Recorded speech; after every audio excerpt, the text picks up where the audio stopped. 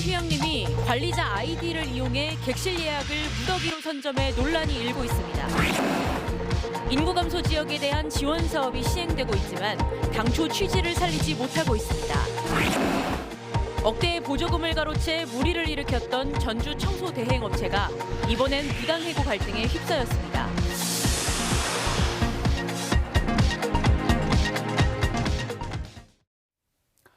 여러분 안녕하십니까? JTB 8시 뉴스입니다. 요즘 산과 들에서 여가 생활을 즐기는 분들이 참 많아졌습니다. 이 때문에 자연휴양림의 인기가 높아져 휴양림마다 예약을 하는 게 그야말로 하늘의 별 따기입니다. 이 때문에 국립휴양림은 예약의 투명성을 높이기 위해 추첨까지 하는 등 운영 규정이 매우 엄격합니다. 그런데 무주군이 지은 향로산 휴양림에서 관리자가 무더기 예약을 해 방을 잡아둔 것으로 확인돼 논란이 일고 있습니다. 전화문의와 장기 투숙에 대응하기 위한 것이었다는데 여러분은 어떻게 생각하십니까? 이정민 기자입니다. 무주군이 만들어 민간업체의 운영을 맡긴 자연휴양림입니다.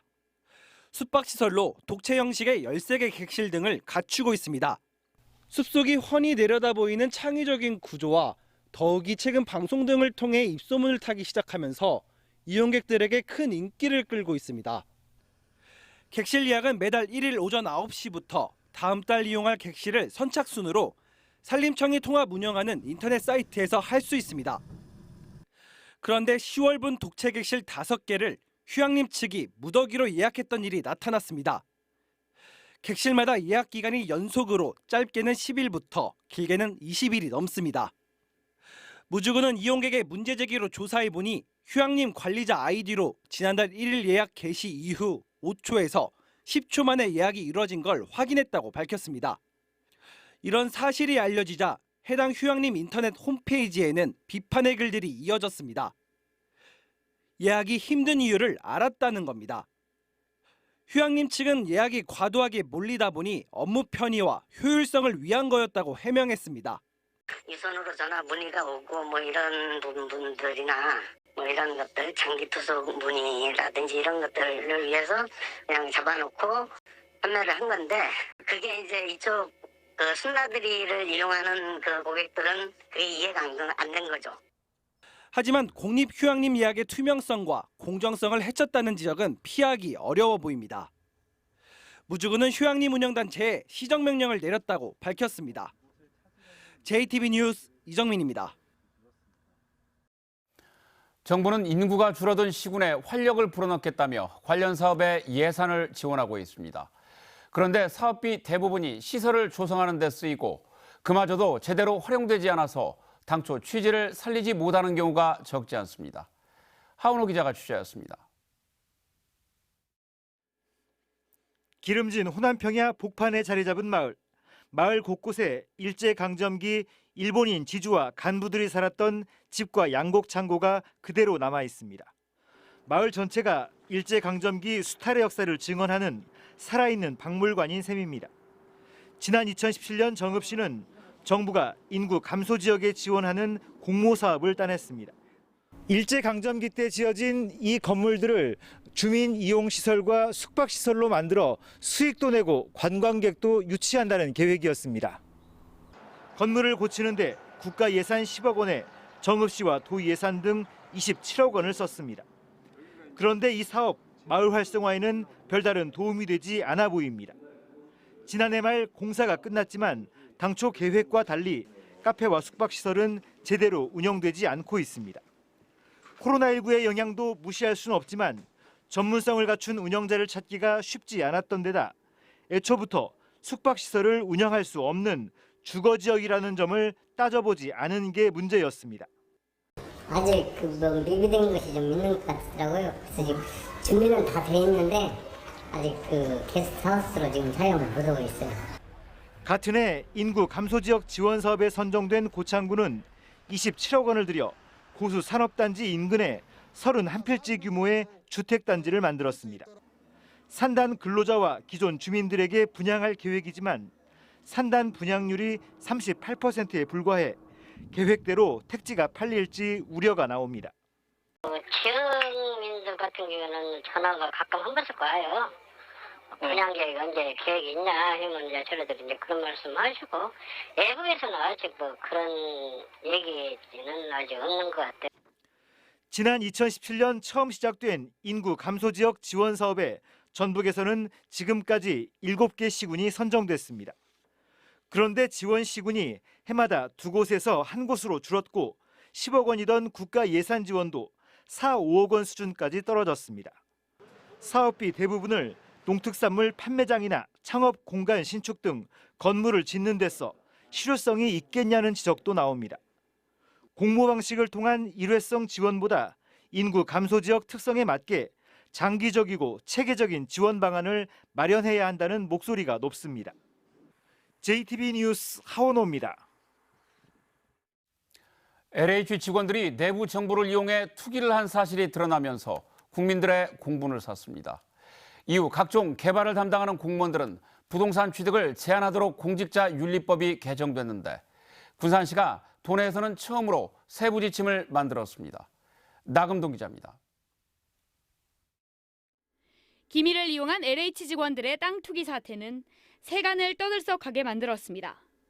최근에는 LH 전북본부 직원이 완주 삼봉지구 인근 땅을 투기한 혐의로 징역 1년 6개월을 선고받았습니다. 이런 투기를 막기 위해 지난 2일부터 개정된 공직자윤리법이 시행됐습니다. 군산시가 도내 자치단체 가운데 처음으로 세부 지침을 만들었습니다. 부동산 관련 부서에 근무하거나 감독하는 군산시 9개 부서 214명은 직무 관련 지역의 부동산을 취득할 수 없습니다.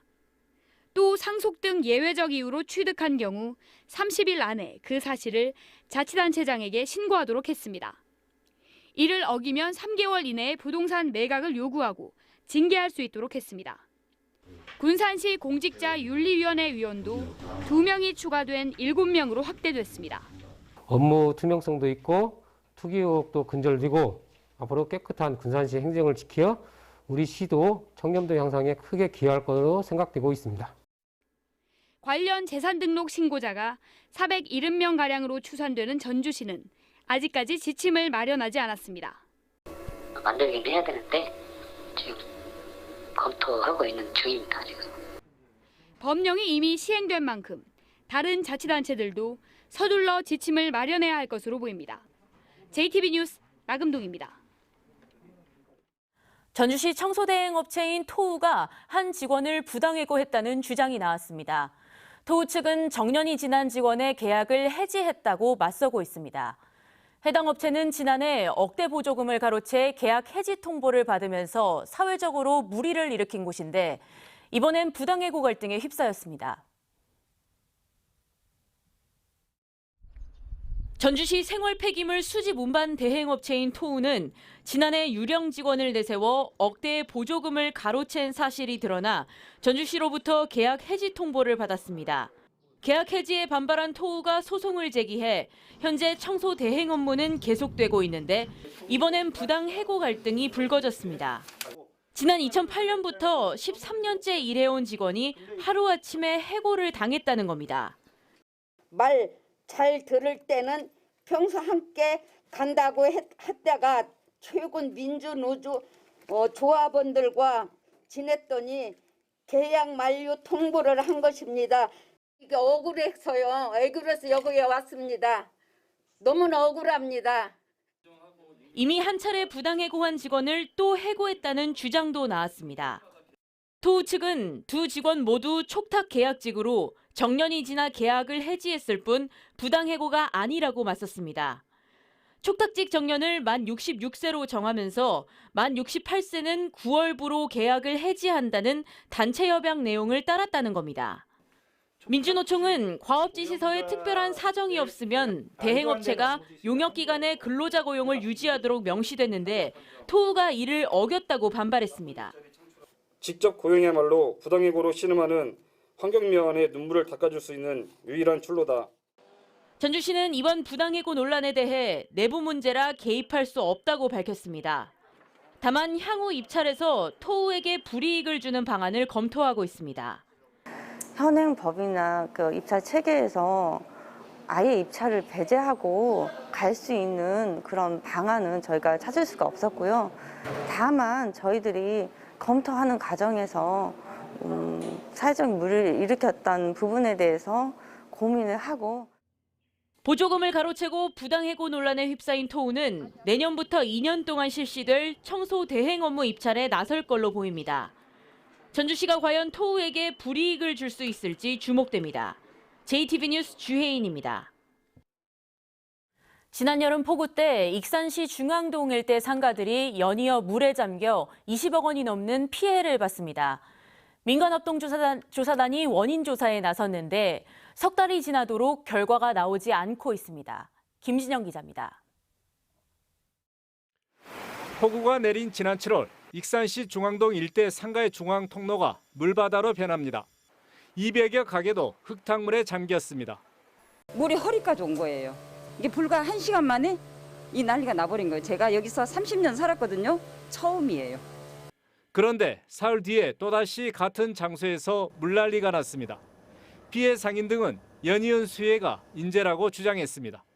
당시 익산시는 두 번째 침수가 하수관로 정비공사에 쓰이는 자재가 관로 내부를 막아 발생했다고 밝혔습니다.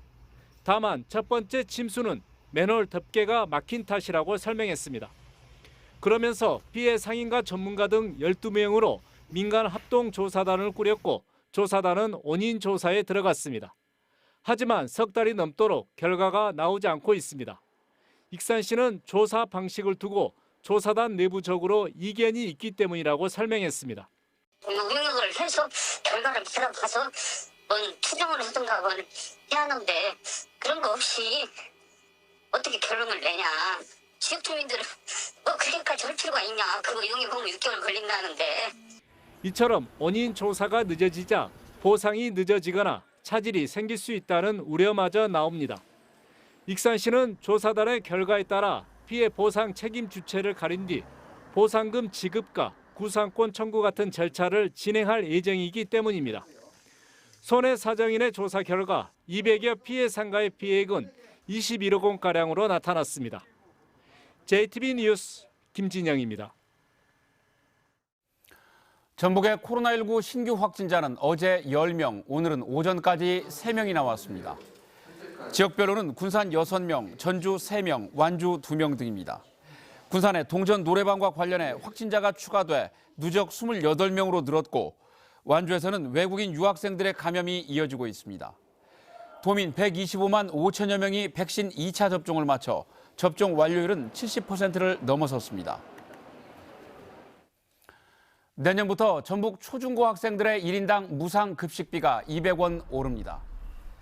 전북교육청과 전라북도는 교육행정협의회를 열어 급식비 인상폭을 200원으로 결정하고 두 기관이 100원씩 나누어 부담하기로 했습니다.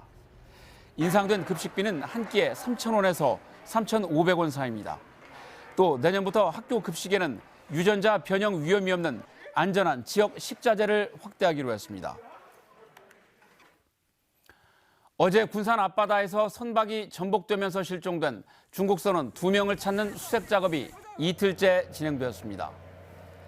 군산 해경은 오늘 침몰한 어선 안쪽까지 살폈지만 실종된 선원들을 발견하지는 못해서 사고 해역을 수색하고 있다고 밝혔습니다. 사고 선박에는 중국인 선원 15명이 타고 있었으며 구조된 13명 가운데 4명이 숨졌습니다. 새만금 신공항이 예비 타당성 조사 면제 사업에 포함됐지만 완공 시기는 여전히 변동이 없는 것으로 나타났습니다. 더불어민주당 김윤덕 의원은 새만금 신공항의 예타가 면제됐고 설계를 11개월 단축하는 방안이 마련됐지만 국토부가 기존 계획인 2028년 완공을 고수하고 있다고 지적했습니다. 김 의원은 또 최근 야권 대선 주자들의 공항 반대를 언급하며 새만금의 투자 유치를 위해 공항은 꼭 필요하다고 강조했습니다. 노영욱 국토부 장관은 환경 영향평가 등의 절차가 길어지고 있다며 2024년 착공, 2028년 완공 일정에는 차질이 없도록 하겠다고 말했습니다. 환경단체들이 새만금 신공항의 전략 환경 영향 평가서를 반려하라고 촉구했습니다. 이들은 신공항과 군산공항 확장은 다른 사업인데 국토부가 환경영향평가를 군산공항 확장에 근거해 작성했다며 환경부가 반려해야 한다고 주장했습니다. 한정혜 환경부 장관은 어제 국정감사에서 신공항 사업이 군산공항의 확장이라고 말해 논란이 불거졌습니다. 금마저 수지에서 천연기념물 327호인 원앙 70여 마리가 서식하는 것으로 나타났습니다. 익산시는 수질이 깨끗하고 주변에 상수리 나무가 많아 먹이 찾기가 쉬워 집단 서식하는 것으로 보인다고 설명했습니다. 또한 천연기념물 330호인 수달의 서식 흔적도 확인했고 큰 고니와 큰 기러기 같은 조류도 나타나고 있다고 덧붙였습니다. 전주지검 정읍지청이 정읍 모 정치인의 지인 2명에 대해 압수수색을 실시했습니다. 검찰은 고발장이 접수돼 수사하고 있지만 자세한 내용을 밝힐 수 없다고 말했습니다. 지역에선 이들 2명이 정치인에게 불법 정치자금을 건네고 혜택을 받았다는 소문이 떠돌고 있지만 당사자들은 혐의를 부인하고 있습니다. 제76주년 경찰의 날 기념식이 오늘 전북경찰청에서 열렸습니다. 기념식에선 유공경찰관 등이 훈장과 표창장을, 치안장비 제한 공모전 입상자 9명이 상을 받았습니다. 올해 경찰청 치안성과평가에서 우수관서로 선발된 전북경찰청은 도민의 안전을 위해 더욱 노력하겠다고 밝혔습니다. 산업재해 사망사고 예방결의대회가 오늘 안전보건공단 전북본부 주최로 고용노동부와 산업체 관계자 등이 참석한 가운데 열렸습니다. 참석자들은 중대재해처벌법 시행을 두고 사업장 내 안전문화 확산에 노력하자고 다짐했습니다. 오늘 대회에선 안전관리 우수사업장이 상을 받았고 산업재해 예방 우수 사례도 소개됐습니다. 오늘 한낮 기온은 완주 17.6도, 전주 16.7도를 기록했습니다. 내일 아침 최저 기온은 0도에서 5도, 낮 최고 기온은 15도에서 17도 분포로 오늘과 비슷하겠습니다. 전북은 주말까지 미세먼지 없이 대체로 맑겠습니다. 전주기상지청은 당분간 낮과 밤의 기온차가 10도 이상 나겠다며 건강관리에 주의를 당부했습니다.